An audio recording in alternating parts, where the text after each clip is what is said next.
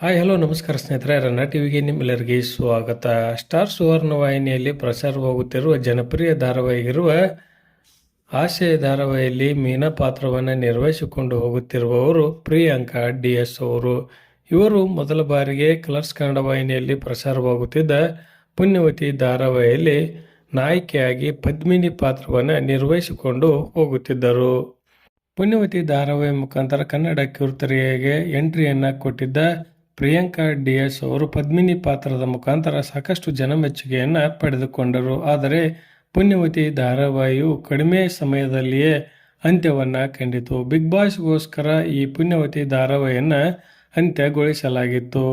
ಕಡಿಮೆ ಸಮಯದವರೆಗೆ ಪ್ರಸಾರವಾದರೂ ಸಹಿತ ಈ ಪಾತ್ರ ಸಾಕಷ್ಟು ಜನರಿಗೆ ಇಷ್ಟವಾಯಿತೆಂದೇ ಹೇಳಬಹುದು. ನಂತರ ಅವರಿಗೆ ಆಸೆ ಧಾರಾವಾಹಿಯಲ್ಲಿ ಮೀನಾ ಪಾತ್ರಕ್ಕೆ ನಟನೆ ಮಾಡಲು ಅವಕಾಶ ಸಿಕ್ಕಿತು. ಇದೀಗ ಆಸೆ ಧಾರಾವಾಹಿ ಮುಖಾಂತರ ಅವರು ಸಂಪೂರ್ಣವಾಗಿ ನಟನಾ ಕ್ಷೇತ್ರದಲ್ಲಿ ಗೆದ್ದಿದ್ದಾರೆಂದೇ ಹೇಳಬಹುದು.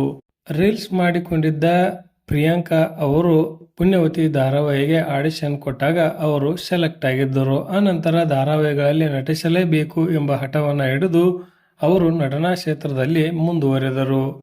ಇವರಿಗೆ ಟ್ರಾವೆಲಿಂಗ್ ಮಾಡುವುದು ಅಂದರೆ ತುಂಬ ಇಷ್ಟವಂತೆ. ನೃತ್ಯದಲ್ಲಿಯೂ ಸಹಿತ ಇವರು ಆಸಕ್ತಿಯನ್ನು ವಹಿಸಿದ್ದಾರೆ.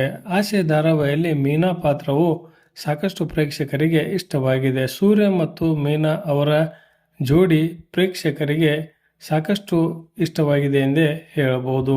ಹೀಗಾಗಿ ಪುಣ್ಯವತಿ ಧಾರಾವಾಹಿಯಲ್ಲಿ ಸೋತಿದ್ದ ಪ್ರಿಯಾಂಕಾ ಅವರು ಆಸೆ ಧಾರಾವಾಹಿಯಲ್ಲಿ ಗೆದ್ದು ಬೀಗಿದ್ದಾರೆಂದೇ ಹೇಳಬಹುದು. ಇವರ ನಟನೆಯ ಬಗ್ಗೆ ನಿಮ್ಮ ಅನಿಸಿಕೆಯನ್ನು ಕಮೆಂಟ್ ಬಾಕ್ಸಲ್ಲಿ ತಿಳಿಸಿ. ಧನ್ಯವಾದ, ನಮಸ್ಕಾರ.